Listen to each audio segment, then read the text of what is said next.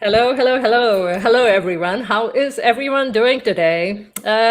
Folks, this is Simon Dillon with Heart to Heart with Women of Noor. And I have lots of amazing and wonderful and beautiful women with me on the show today. And as always, the intention is that we're going to share stories with you of these amazing women. And this is Heart to Heart, the podcast show that we hope helps you.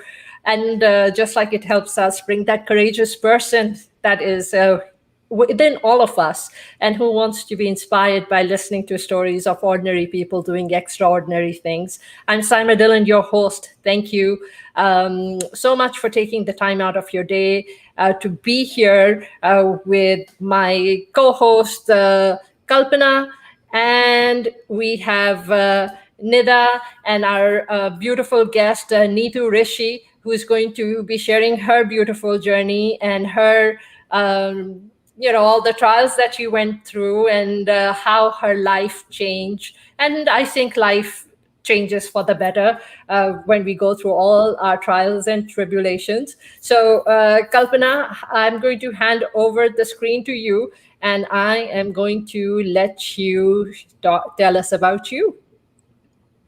Well, thank you, Saima, and it's really honored to be part of this show again. And yes, I'm Kalpana, Kalpana Mallela Uppaluru, and I've been co-hosting with Saima for quite some time on the radio and also on podcast now. And I am myself a proud Montessori teacher, and I'm really proud of that because I love learning, I love teaching, but I think the children are the most beautiful people who teach you so many things in a very simple way. Apart from that, of course, I am my personal hobbies are many. The list goes on and on. I love doing a lot of things at home decor, dancing, singing. Sleeping is another best hobby that I have in my free time that I do. Um, and then I'm married for 24 years with two children, 21 and 17. And this is something new that I've started recently is radio hosting with Saima. And we try to touch lives with whatever small things we do and talking about our stories and sharing the stories and listening to other stories make us feel that it's okay, you're not alone. Things happen with everybody and it's okay. Whatever happens with you, you still can just get things and move on in life. And that's what it's all about. And I feel really honored to welcome the guest today, which is Neetu Rishi. And hi, Nida Javed. It was very nice to talk to you last time as well. It was really inspiring your story. But today I'm going to introduce our guest, which is Neetu Rishi.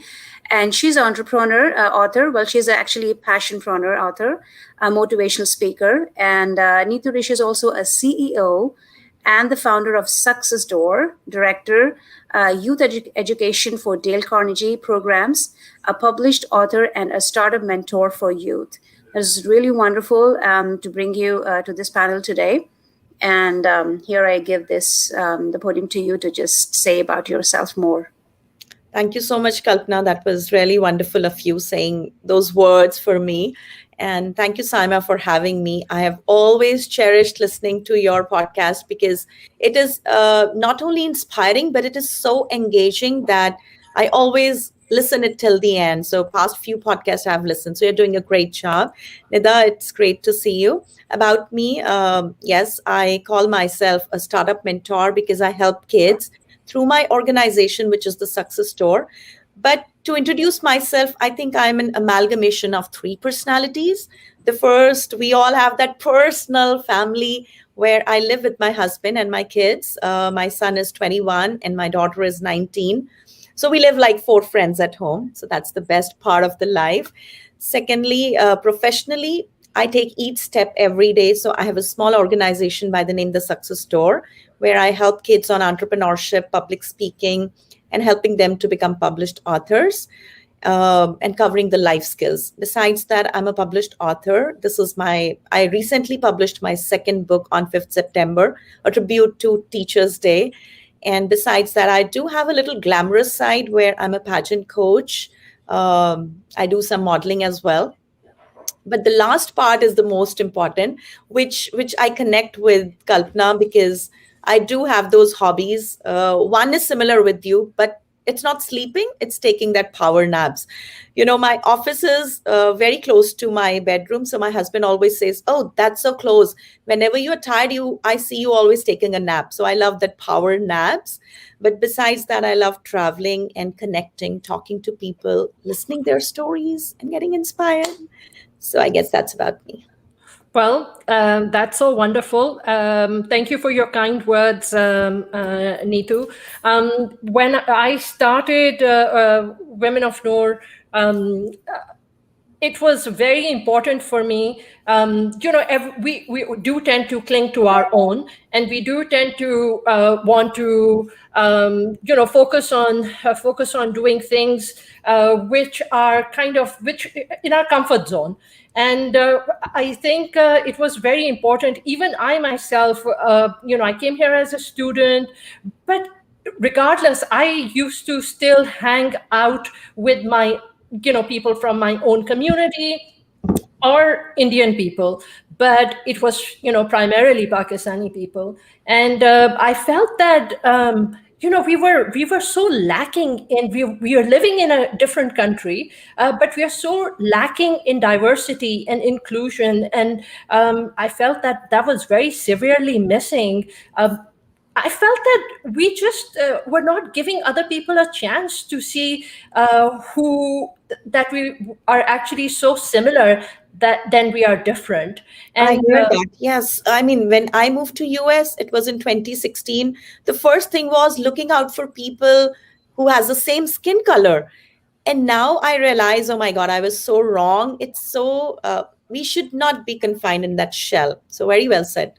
absolutely. And Nida, I think you were born and raised in this country. Well, actually, I was born in Pakistan, and it's a huge story because my mom was 17 years old. She had to go back. But I was raised here, yes, in Okay. Chicago. And contrary to common belief that brown kids stick with brown kids, my upbringing was a bit different. Growing up here, I went to elementary school here, high school here, college here.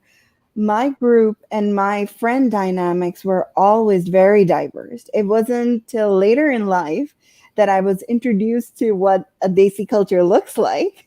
But I And think I that's got because you familiar grew with up that. over here. I apologize for interrupting you, Nida, but Sure. I think that's because you grew up here. I think with Neetu, Kalpana, and myself, we actually grew up India and myself in Pakistan, and I think that's what is different about you, and that's why you're more into diversity because that's how you Oh, grew. yes.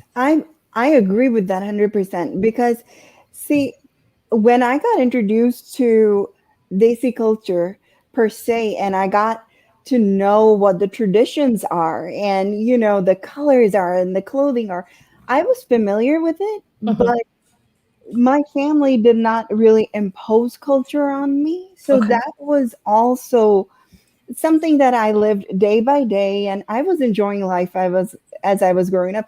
I will be very honest, that part of I am different didn't kick in till 9/11.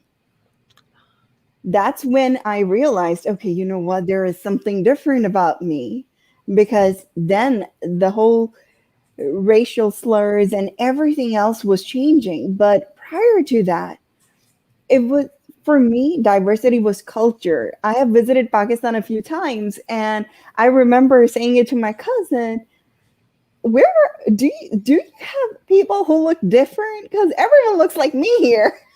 Yeah. That's what I grew up with. But I will tell you though, my challenge was a bit different. For me, I didn't fit in with my own kind initially because I was so familiar with being with everyone that being with my own kind was a bit difficult. I felt judged. I have been more bullied by those that identified with my own same background, brown skin, and so on and so forth, than I have with others. So it's the opposite end of what a racial could look like, because I came to know that no matter how I was never really enough. I wasn't Desi enough. I wasn't enough religiously. And take the other side, I wasn't white either. I wasn't fitting in with other cultures.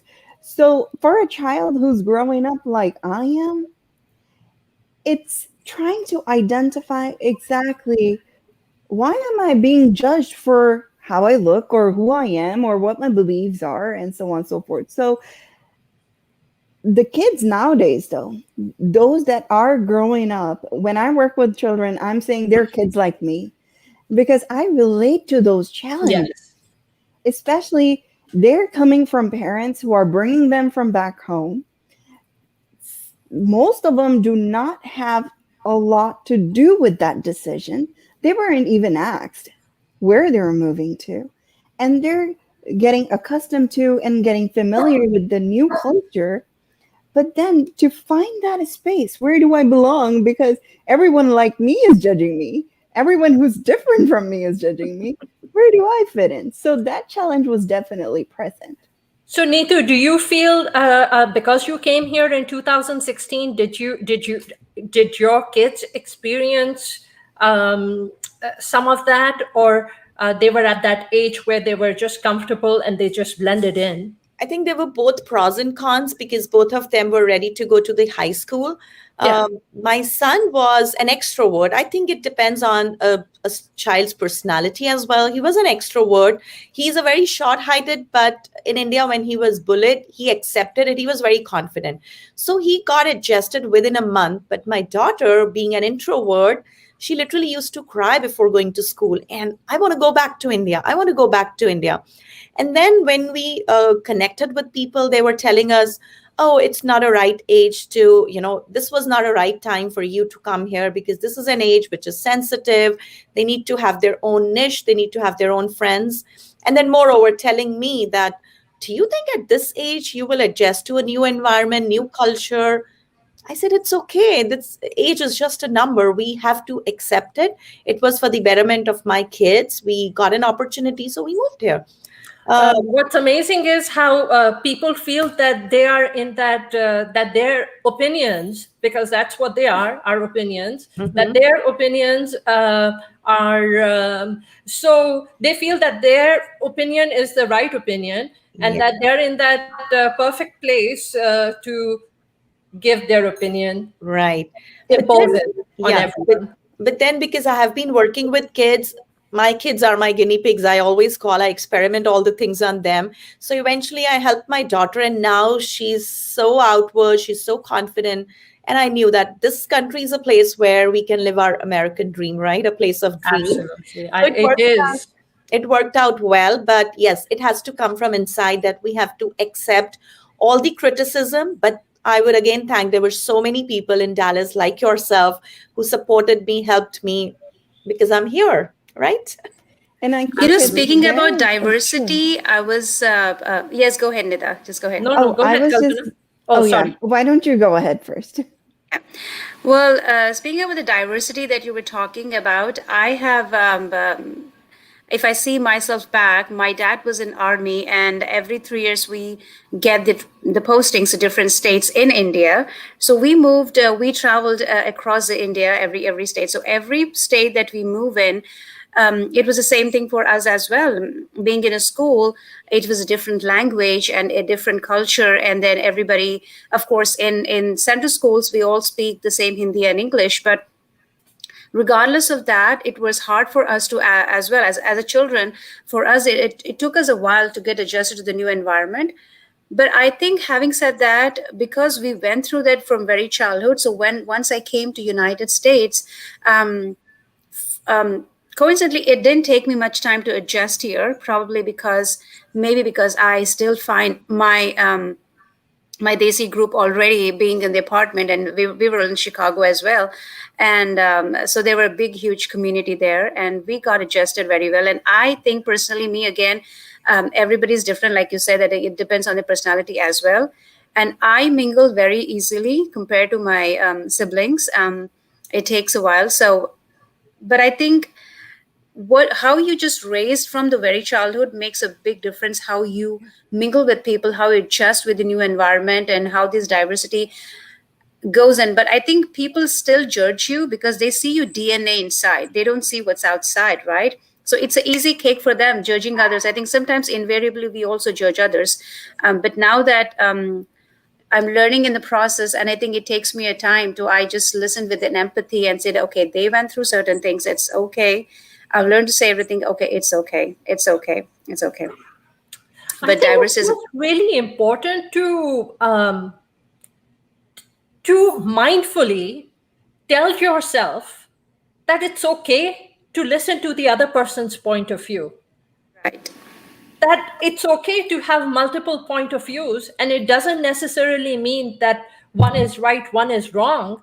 It just means that there are different ways of looking at the same thing. Yes, different part. To Different agree to sides of the disagree. coin. Yeah, we need to learn to agree to disagree as well, and Right. still move on with the same relation. And Agreed. it all ties up to perception. Like Neetu was mentioning about acceptance. My take is, adding on to that, is that when a person accepts who they are, I'm Desi, I'm Muslim, and this is me. And with the height, I'm tall, so I got bullied on that as well. But I owned it Hey, later in Nida, life. I'm 5'9". Hey, you're an inch taller than I am. Awesome. I love you already. I thought you already loved me before going about Even my height. more, times two. Just because you're taller than me. Yeah. But the idea is, when you own who you are, Yeah. it just doesn't matter anymore. It does. Yes. And that's what I mastered. I feel I have mastered that. I just don't care about what other people's perception is of me, respectfully so, because I cannot control that. Yeah. And You know, But you know People who what, are Nida? listening The to good, us the must be thinking that it was Saima was bad enough, and now she's sitting here with all these other women who claim to be, who claim to not give a damn about what other people think about them. When we're talking about height, this reminds me of a very beautiful small incident when I came to US, and the first time I participated in a beauty pageant. So they asked me, "What's your height?" I said, "It's 5'1". And the guy, he looked me like this, that 5'1" and participating.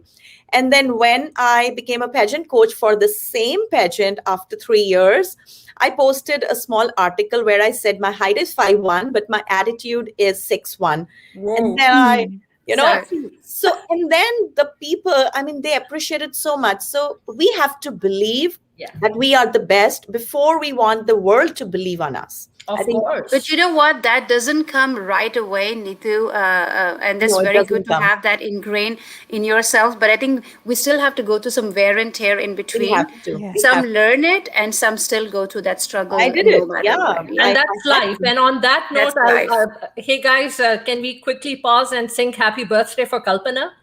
Oh, Happy birthday! Yes. Thank you, thank you, thank you I so had much. told Kalpana that I can bring a cake and cut it for her right here, but then I would be eating it.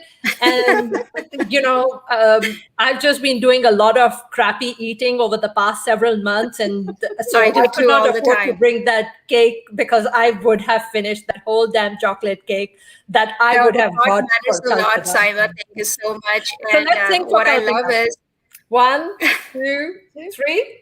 Happy Happy birthday birthday to you. Happy Happy birthday birthday to you. Happy birthday, dear Dear Kalpana. Kalpana. Happy Happy birthday birthday to to you. you. Thank you so Visual much. cake. Thank you so much. That was really, I'm honored. I think that means a lot to me.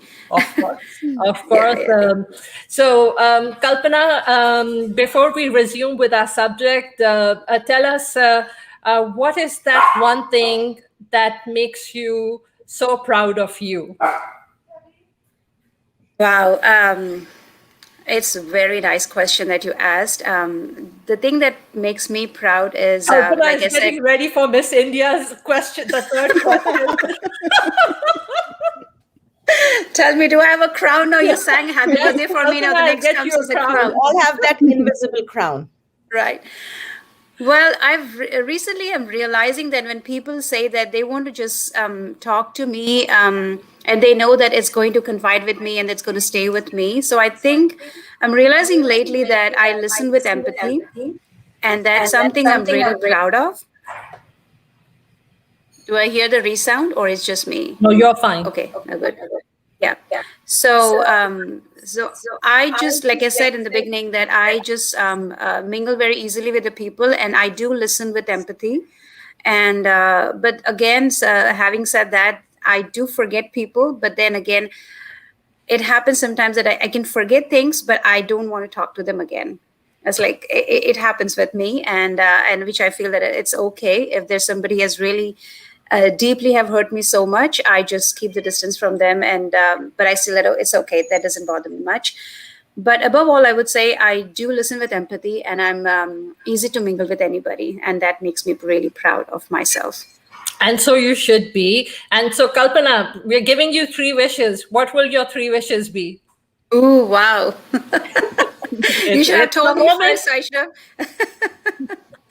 Well, first thing is, again, a strong heart, because things happen with everybody. Situation just go up and down. Life is highs and lows. So I feel that the one wish is just give me a strong heart to deal with the things that happen whenever unexpected things happen in the life. The other wish is, of course, I mean, like I'm not prepared for this, but See, I put you on the spot.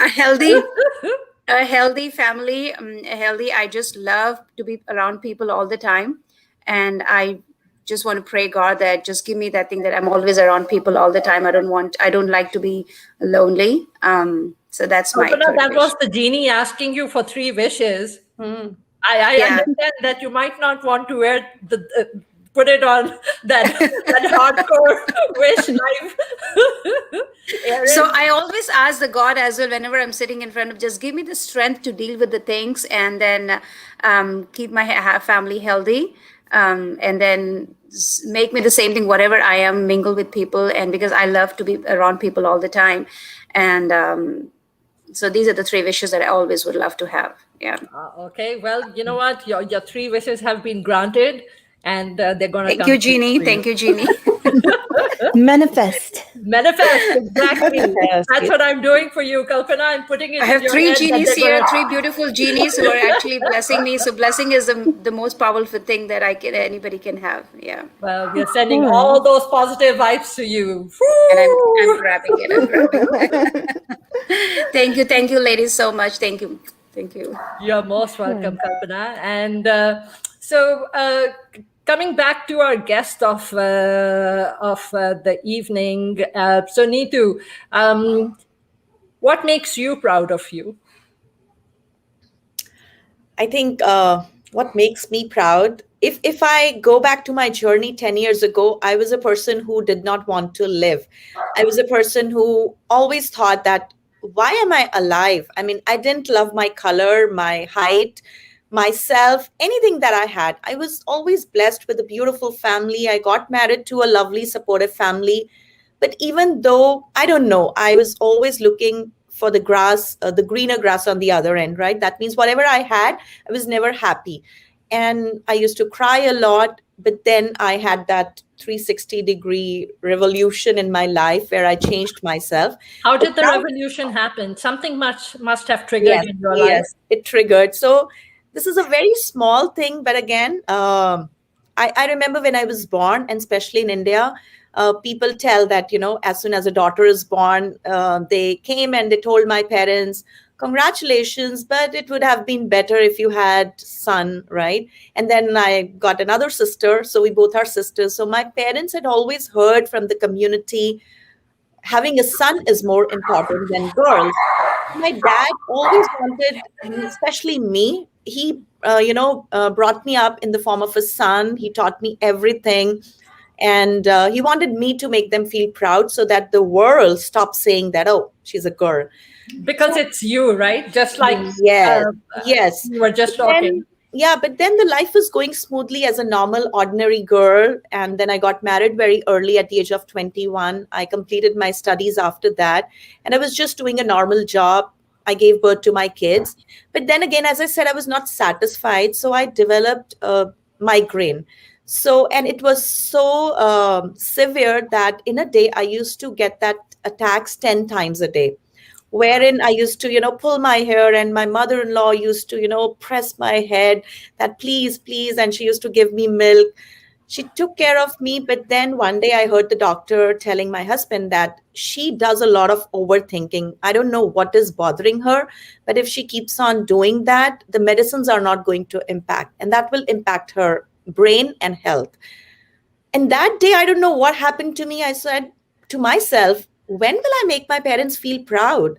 I'm just living a normal life. And now, when the doctor says, due to this, I might lose my life, or I might lead to something difficult situation in terms of my health, when is the time when I'm going to make my parents feel proud?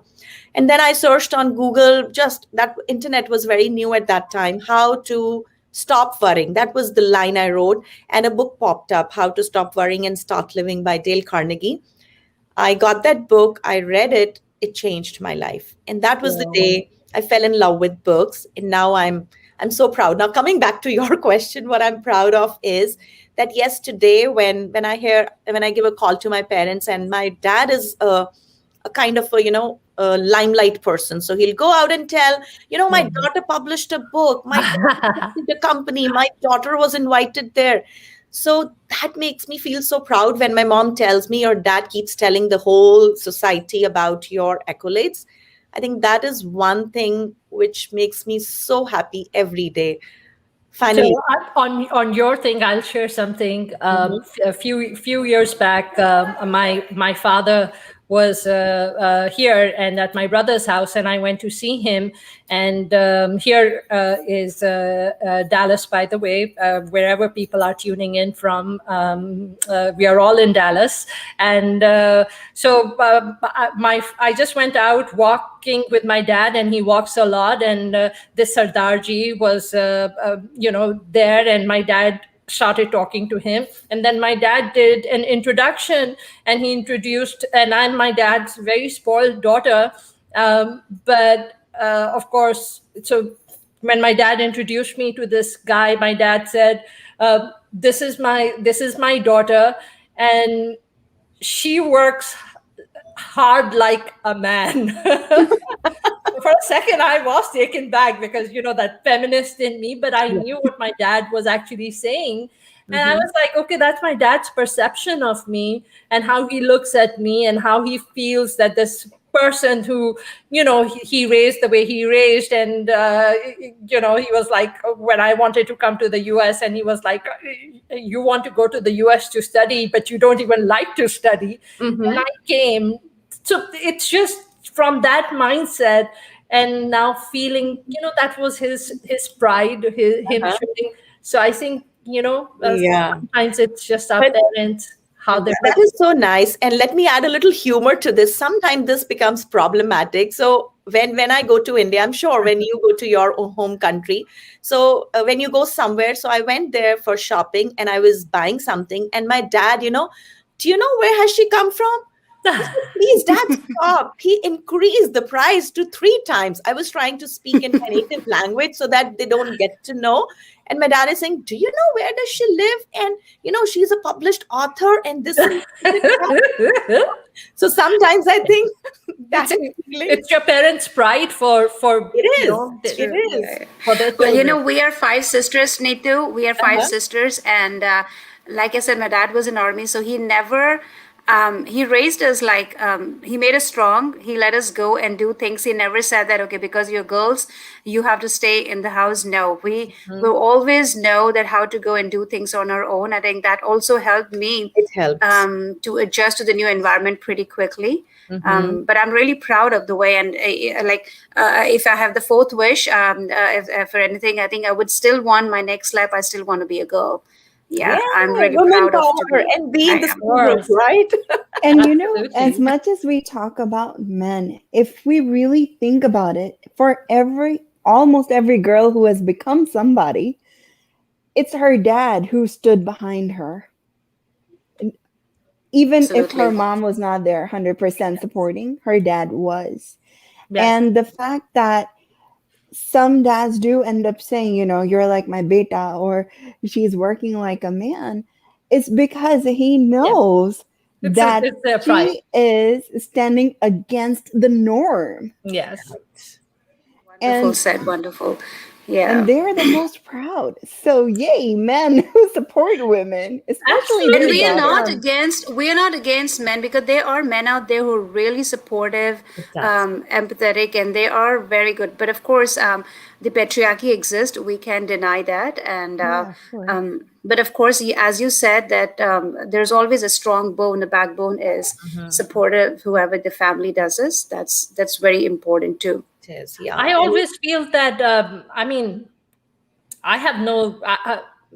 So, yesterday I had my podcast and I spoke about my divorce, and It was a wonderful show, by the way. I did it, but I heard that, but it's really a very inspiring as well. Yeah. thank you, thank you. So I had someone who private messaged me, and her words were really kind, and she was like, you, because we are streaming live, right? So, and usually I'm asking the questions, but yesterday it was like, okay, I was answering, and Ashok is an expert because he's a psychiatrist, and he does, he works with couples, and so he was asking me the questions, and some of those questions you have to answer fast because you are on a podcast.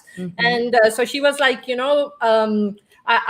what I noticed was the way you kind of articulated and the way you maneuvered through the show, and I did not talk anything about my ex-husband.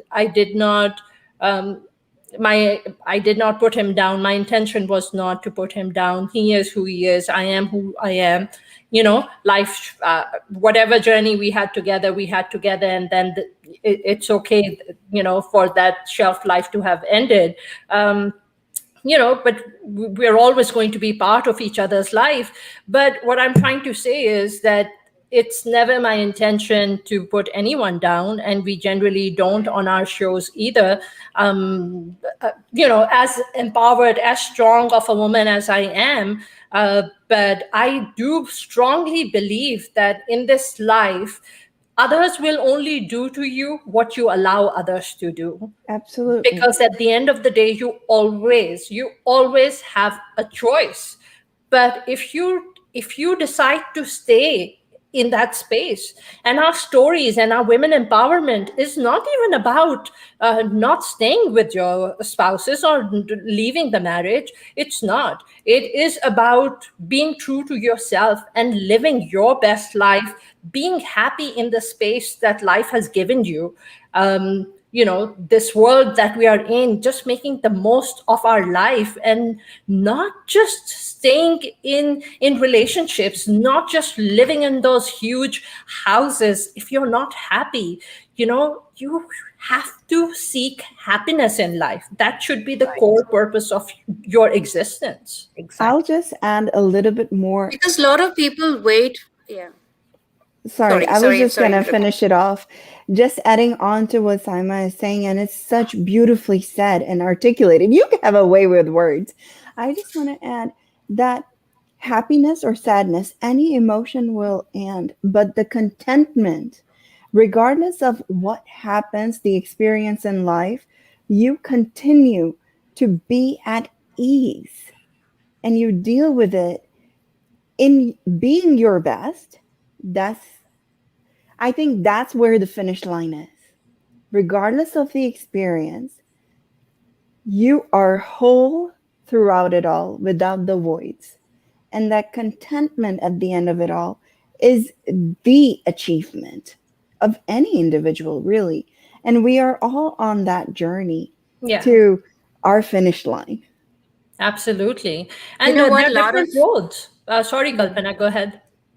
Sorry, no. The thing I wanted to add to that is, unfortunately, a lot of especially Asian women, the South Asian women, they wait for the one day wedge, that one day things will get better. Or especially like we were talking about on the other show, other day on the show, that especially after the marriage, you have a lot of turmoil happens in your family life, and then they wait for that one day wedge, that something's going to just things will happen good, and then everything will get better and we'll have a happy life after. But I think, Nothing like, will happen if you don't bring that change in your life. right. So that's the key point, is you need to have look into that granular details, that you can just connect to your own soul and find happiness within you. Don't wait for anything to just get better outside. And they may or they may not, but don't wait for that one day wedge in your life. Just live the moment right now and then be happy in you, within yourself. Yeah, That's very important. my mentor says the definition of success might be different for everybody, but he said for me it is that at night I want to work hard throughout the day and sleep at night, because sometimes people are so stressed either because they are too rich or they are too poor, and they're not able to sleep. So that's the definition which I learned, that yeah, I want to work hard throughout the day, but as soon as I go on bed, I should be asleep, right? So Avoid the burnout. Yes. And I think as we are getting ready to end the show, something I have a mastermind that I'm part of every week, and so one of the things that my mentor said today was that if you want something to change in your life, you will have to make some hard choices. you have to, yes. And I think on that note, Neetu, I would like to hand over the show to you to give a message to the women who, or anyone, men, anyone who's watching, an empowering message to the listeners. And here Right. you go. Thank you. Thank you for that. So I'll just share a small part of my story, which can convey that message. As I've told to all the audience, that I moved here in 2016. So it's been 5 years. In the span of 5 years, for me, it was first of all finding what is my purpose in life. What do I want to do? So there's a concept called as ikigai, which is a Japanese concept, living life full contented, where you find answers to 4 questions: what you love doing, what you're good at, what the world needs, and what you can be paid for. So after working on these 4, I found my niche, and and then I realized what I need to work upon. Though in India, I was in convent school, so English was never a challenge, but still when you move to a new country, it's all about the new way of speaking, the pronunciation and all that stuff. I learned it. And when I wrote my first book, that's my first book, A Different Monday, if somebody reads it, in fact, when I read it, it's like a complete Indian girl, a brown girl coming from India writing a book. So now when I read, I said, oh my God, am I that bad a writer? But then I wanted to evolve and become better. For that, Did you say that it's called A Different World? it's called A Different Monday. Monday, sorry. It talks about how to fight with Monday blues, because nobody wants to go to work or school or college on a Monday. So, and when that book worked great for many people, they told me, oh, we love this book and it has changed our life. Now we say, wow, it's Monday. That inspired me. Okay, now I need to challenge myself and come up with the other book, which is a message to all the women. You all are unstoppables. So that's the name of my second book, which is I'm Unstoppable. Now, this book is not my autobiography or my memoir or anything, but it is the little stories that, for example, I'm hearing stories from you now. So I hear stories from the corporate world. What are the challenges people face, right? Even if you are having a college degree education, but nobody teaches you how to deal with the office politics. Or maybe if your boss is 20 years younger than you, or how to have that balance between your family and your work, right? So I've shared all those stories in this book in the form of life lessons. So there are 10 magic formulas, which I've applied in my life. So my message to the audience is, first, always say yes to any opportunities that come your way. Don't be in that cocoon. You have to come out if you really want to transform your life. And as Saima and Nida also said, that we control our life. So that means the steering wheel of your life is in your hands, but you have to hold it, right? You should not always want to have a driver who's driving the car for you. Own the car, drive it, and go to your destination. Absolutely. And how about parting words from you, Nida? Well, all I want to say is today, keep it simple, keep living, keep loving, have a nice evening and rest of your life. Absolutely. And Kalpana. Well, I would say that it's better to bend than to break anything. And also, change is very important, no matter when it happens in your life. And change is going to bring a wisdom in your life. And having said that, I would also, you need to also have a wisdom to change things, because change is good, always change. So I know initially it's going to be tough, like the baby steps. Whenever they try to take a baby steps, it's always tough for them. They fall, they cry, but only the adult knows that this is a phase of life and it will pass as well. So I think any kind of change is always good. So I think with that, we get ready to end our show. And, they say time flies when you're having fun, and amazing, powerful, empowering women. And that's what Women of NOOR is all about. It is about diversity and outreach and inclusion and empowerment, and to build women. It's a non-political, non-religious group. We always try to keep all those things out of the group, and so we create synergy to just build each other. And thank you so much for taking the time out of the day to be here and to spend your evening with us and to hear what was said on the podcast. If this inspires you to take the next step, I would love for you to join my email list by emailing vip@simadillon.com.